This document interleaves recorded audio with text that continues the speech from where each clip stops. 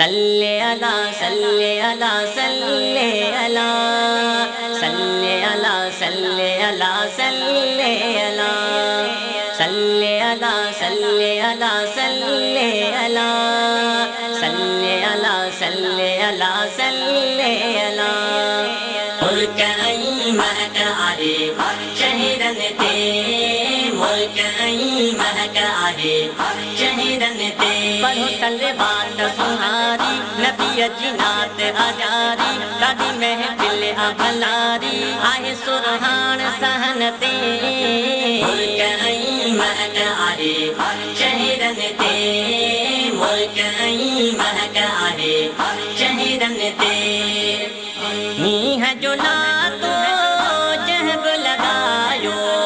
सो मोमिन हिन जलसे में आयो सो मोमिन हिन जलसे में आयो बुढ़ा आई पार पुजी व्या अड़े हो बाजार पुजी व्या करे सिंगार पुजी व्या राजी रहमान हिनन ते मुल्क आई महक आहे शहीदन ते मुल्क आई महक आहे शहीदन ते हवधाई गुलड़न झंडेड़न वाजा सजाया नजड़न बडेड़न वाजा सजाया नजड़न बडेड़न ॾिसो जो धारे तजल्ला चओ सभई सुभान अल्लाह बुलंद थी विया हौसला रिसालत वारे नारन ते मुल्क आई महक आहे शहीदन ते मुल्क आई महक आहे शहीदन ते कवराज बहकन झरकन के तवही था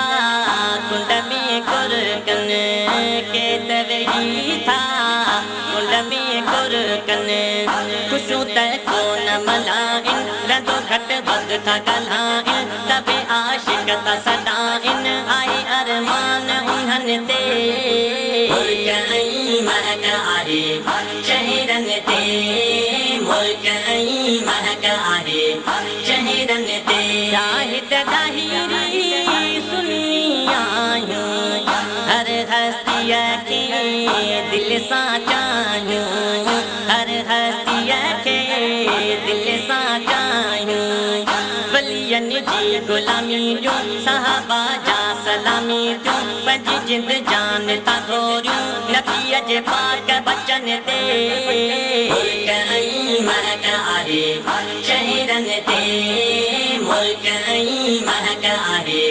शहीदन ते पढ़ो सलवात सुहारी नबी अजनात अजारी दादी महफिल अभलारी आहे सुरहान सहन ते मुल्क आई महक आहे शहीदन ते मुल्क आई महक आहे शहीदन ते मुल्क आई महक आहे शहीदन ते मुल्क आई महक आहे शहीदन ते मुल्क आई महक आहे